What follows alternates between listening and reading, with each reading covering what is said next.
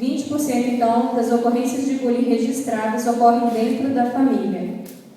No ambiente de trabalho também pode haver, e aí é um bullying que é praticado contra adultos mesmo, e a gente conhece com o nome de assédio moral, se assemelha muito à prática do bullying e ocorre também de forma velada, quieta, as pessoas não tomam conhecimento muitas vezes do que está acontecendo com a pessoa em seu trabalho. Existem consequências psicológicas, mas existem consequências físicas também, porque o nosso corpo, mente e corpo trabalham de forma integrada, são um só. Então, quando o emocional é afetado, o físico também é prejudicado. Então, pode ter problemas tanto de autoestima, problemas emocionais, depressão, mas a pessoa pode ter problemas psicossomáticos e revelar através do corpo aquele sofrimento que está sentindo. Os autores do bullying, já falei um pouco da característica da vítima. Se alguém considerado diferente do grupo, geralmente está em desvantagem. Mas os autores do bullying, é importante a gente atentar para a realidade deles também. Geralmente são meninos e meninas que sofrem de falta de amor dentro de casa. Então, às vezes, a falta de amor ela ocorre até mesmo por uma agressão que aquela criança sofre em casa, por não ter os cuidados que ela merecia ter como criança, que ela tem por direito ter. Ou acontece também com crianças que são muito mimadas, porque a gente sabe que mimar uma criança não é sinônimo de amar uma criança. E aí, a falta do amor, do afeto, da educação como ela deve existir dentro de casa, muitas vezes compõe a realidade das crianças que são agressores. E aqui eu já queria chamar a atenção de vocês. É muito fácil a gente voltar a nossa atenção para as vítimas e crucificar os agressores. Mas os agressores, eles não são agressores à toa. Não que se justifique a prática deles, mas é preciso tomarmos providências com as duas partes, tanto com as vítimas como com os agressores. Muitas vezes o agressor, por exemplo, ele tem uma insegurança grande, uma autoestima baixa, e para ele se sentir bem, ou para ele conseguir se colocar num grupo como alguém que é o bom, ele precisa humilhar alguém. Então, da mesma forma que ele causa problemas na autoestima de alguém, ele muitas vezes é vítima também, tendo problemas na sua própria autoestima, tendo problemas emocionais. Na maioria são meninos, 60%. Mas as meninas estão bem próximas aí, 60% é quase a metade. E no caso das meninas, eu posso dizer, e alguns profissionais dizem também, que a violência acaba sendo mais cruel. Nós sabemos que mulheres, quando não gostam de alguém ou quando decidem fazer mal a alguém, elas fazem com qualidade, infelizmente. E as meninas, às vezes, são muito mais cruéis do que os rapazes na hora de agredir. Essas são apenas algumas informações. Nós vimos, então, como que ocorre, qual é o cenário dessa prática. E a verdade é que esse padrão de comportamento, essa prática violenta, ela está longe de ser inocente. Então, um dos nossos propósitos aqui hoje é deixar claro que isso não é uma brincadeira. Algumas pessoas podem até pensar, e pode ser que tenham pessoas aqui que pensem assim, e eu conheço pessoas que pensam assim, que, mas na minha época isso já existia, as pessoas botavam apelido, as pessoas perseguiam um garoto na escola, eu já fui perseguida na escola e não fiquei traumatizado, não me matei, não matei ninguém, não fiz... Hoje eu sou normal, mas existem idosos, existem adultos que são, sim, não vou dizer traumatizados, mas que têm a autoestima e o autoconceito afetados por coisas que viveram na infância. Na verdade, todos nós temos o nosso autoconceito, a nossa autoestima formada ali na infância, é constituído ao longo de toda a vida, vai mudando, claro, porque nós não somos estáticos. Mas na nossa infância é formado muito dessas coisas que vão formar a nossa personalidade, que vão dizer depois quem somos e como agimos. E muitos adultos hoje estão nos consultórios de psicólogos porque na infância sofreram alguns tipos de agressões desse tipo, mas ficaram calados porque antes não era permitido falar como é hoje. Hoje ainda se faz muitas dessa violência e fica calado. Imagine naquela época onde podia ser tão vergonhoso contar para o pai que havia apanhado ou sido humilhado na escola. Podia, inclusive, apanhar em casa. Em algumas famílias era isso que acontecia. Se você tinha um problema na escola, o problema dobrava em casa. Então, isso acontece, é uma prática antiga, não é de hoje que acontece, não entrou na moda agora, pode ter entrado na moda falar do assunto, mas o assunto já é velho e a gente precisa cuidar. Alguns fatos que vocês talvez possam se lembrar. Em janeiro de 2003, um jovem de 18 anos no estado de São Paulo invadiu uma escola com um revólver, atirou contra 50 estudantes, feriu gravemente 5 e depois disso ele se matou. Um outro jovem de 17 anos, em 2004, na Bahia, com um revólver também, matou uma colega de 13 anos e a secretária da escola de informática onde ele estudava. Os dois haviam sido vítimas de bullying e resolveram dar fim ao sofrimento dessa forma. Recentemente, alguns meses atrás, ficou famoso um vídeo na internet, que possivelmente a maior parte de vocês assistiram, de um garoto de 15, 16 anos, australiano, que era vítima de bullying e que reagiu à prática que ele vinha sofrendo, a violência que ele vinha sofrendo. Bom, ficou muito conhecido, aqueles que não vieram assistir, o garoto sofreu inclusive agressões físicas, porque o que tem no vídeo ele está apanhando, ele recebe socos no rosto. E ele pega o agressor, que era menor que ele, inclusive, e lança no chão, e ao meu ver ali, aquela criança deveria ter sido partida no meio pela forma como foi jogada no chão.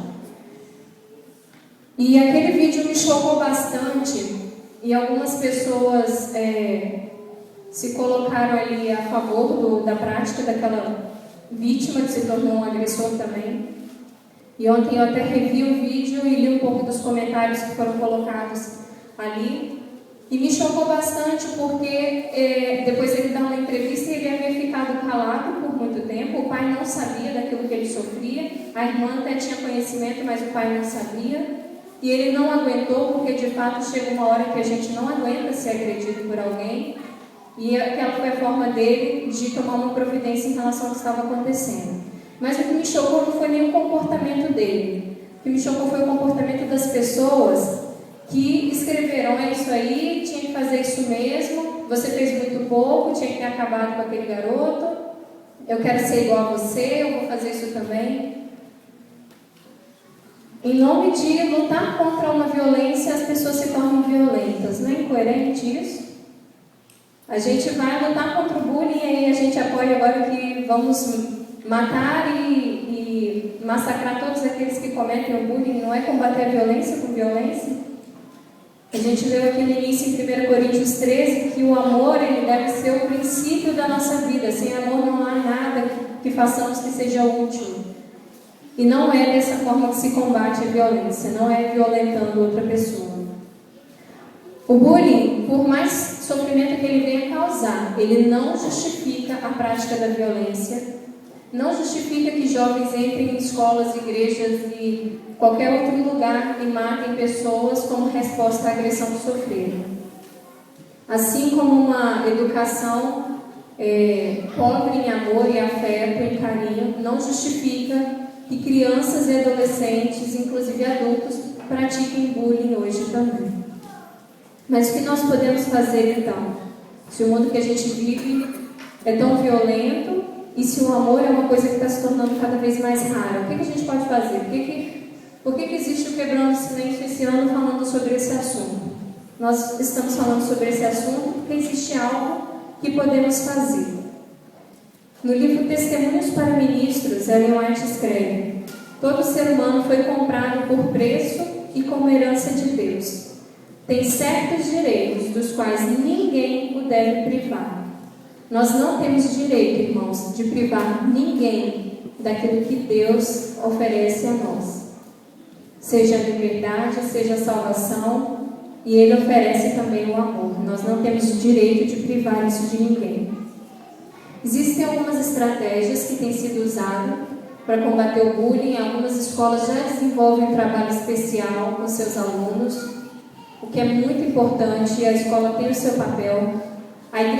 Adventista promove a campanha anual do Quebrando o Silêncio e esse ano nós temos como tema esse assunto, que visa também combater a violência em todos os seus aspectos. Existem também outros movimentos sociais que se organizam combatendo essa prática de violência, mas esses esforços não vão trazer resultado nenhum. Se você, pai, se você, mãe, irmão, professor, se eu não nos posicionarmos em relação a isso, se nós não fizermos alguma coisa, porque é anticristão praticar o bullying, mas é anticristão também tolerar o bullying. Qualquer prática de violência, não só o bullying, não é cristão tolerar, não é cristão ver e manter-se em silêncio, porque o princípio do cristão é o amor. Então, hoje, nós vimos que dentro das famílias a ocorrência de bullying chega próximo aos 20%. Você pode não ter como fazer muita coisa para evitar que isso aconteça com seu filho, como agressor, como vítima, na escola. Você pode vir a tomar conhecimento depois do que aconteceu. Mas dentro de casa você pode agir. E lá Deus vai cobrar sua responsabilidade agindo em prol das suas crianças. Muitas vezes o bullying ocorre em casa sem que as pessoas percebam. E por isso nós estamos falando também, para que você possa perceber se existe essa prática. Sem que as pessoas percebam, inclusive, o que estão fazendo. Às vezes o próprio pai ou a mãe diferenciam os dois filhos e acabam, de certa forma, perseguindo um e privilegiando o outro, e a criança cresce sentindo-se diferente dentro de casa. É muito fácil que ela venha se sentir diferente lá fora também depois. Às vezes o pai queria muito um garoto, nasce uma menina, então aquela menina nunca é alvo do seu carinho, do seu amor, ele sempre tem uma rejeição ou faz piadinhas em relação a ela, ou tem alguma forma de tratar, inclusive agressiva. Às vezes entre os irmãos, um provoca o outro naquilo que existe de falha, porque ninguém é perfeito, nós nascemos com deficiências, dificuldades, e às vezes o irmão pega naquilo que o outro tem de dificuldade e acaba causando um grande prejuízo à constituição da autoestima daquela criança. O fato é que existem muitas formas de acontecer. Você pode fazer brincadeiras e não perceber que as suas brincadeiras estão ferindo o coração daquela criança. Você pode colocar apelidos e não saber que aquilo para ela é profundamente triste. E isso tudo através de brincadeiras de mau gosto. Então, o primeiro apelo que eu faço hoje é que a gente troque as brincadeiras por elogios, por abraço, por carinho, por afeto. A criança vai ganhar muito mais se você souber tratá-la bem, se você for carinhoso, do que com um apelido que você pode supostamente colocar de forma carinhosa, mas que no final pode não ser nada benéfico para ela.